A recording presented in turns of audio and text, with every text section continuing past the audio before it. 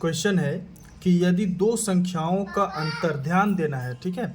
बोला दो संख्याओं का अंतर तथा गुणनफल क्रमशः 5 तथा 36 हो तो उनके वैद्युत कर्मों का अंतर है, क्या है वो आपको बताना है।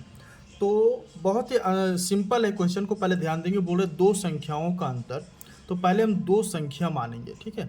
तो यहाँ पर लिखेंगे माना कि वह संख्या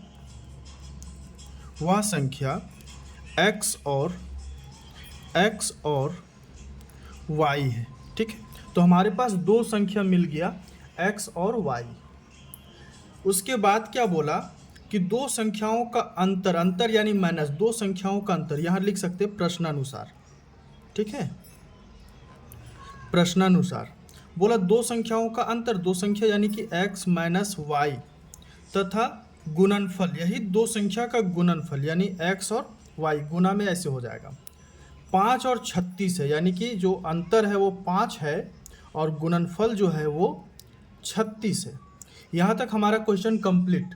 अब बोल रहा है तो उनके वैद्युत कर्मों का अंतर, वैद्युत कर्मों का मतलब होता है, यहाँ पर ध्यान देंगे कि अगर कोई संख्या इस प्रकार से है, अगर कोई संख्या इस प्रकार से है, इसका वैद्युत कर्म करने का मतलब इसको बस ऊपर से नीचे और नीचे से ऊपर, यानी अंश को हर को अंश बना देना है, यानी 6 ऊपर और 2 नीचे। और ये कटा तो ऐसे काट सकते हैं, तो 3/1 3 ऐसे हो जाता है, ठीक है। अगर केवल 3 है तो इसके नीचे 1 माने तो इसका वैद्युत कर्म करेंगे तो क्या हो जाएगा 1/3, बस केवल पलट देना होता है। आप यहाँ पर समझ रहे होंगे, ठीक है।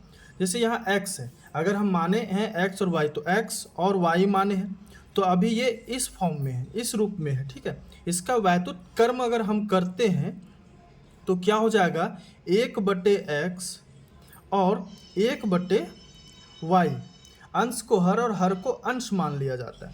हमें क्या बोला कि उनके वैद्युत कर्मों का अंतर यानी माइनस, तो इसका वैद्युत कर्म किए और इसका माइनस करेंगे। बहुत सिंपल है, बस केवल आसानी से आपको समझना है। अब ये भिन्न का घटाव जिसको हम लोग बोलते हैं वो बन गया, तो x और y का अगर एलसीएम लेंगे तो x और y आ जाएगा, ठीक है। x में देखेंगे तो x आया तो y यहाँ हो जाएगा, y में y गया तो एक बार में x टाइम में आएगा।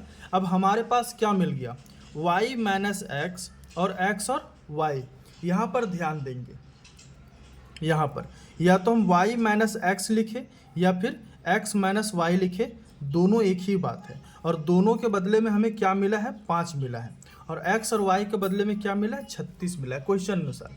तो यहाँ पर हम कर सकते हैं x और y के बदले में, या फिर y और x के बदले में क्या ले सकते हैं 5, यानी इसके जगह पे हम 5 ले लिए, ठीक है।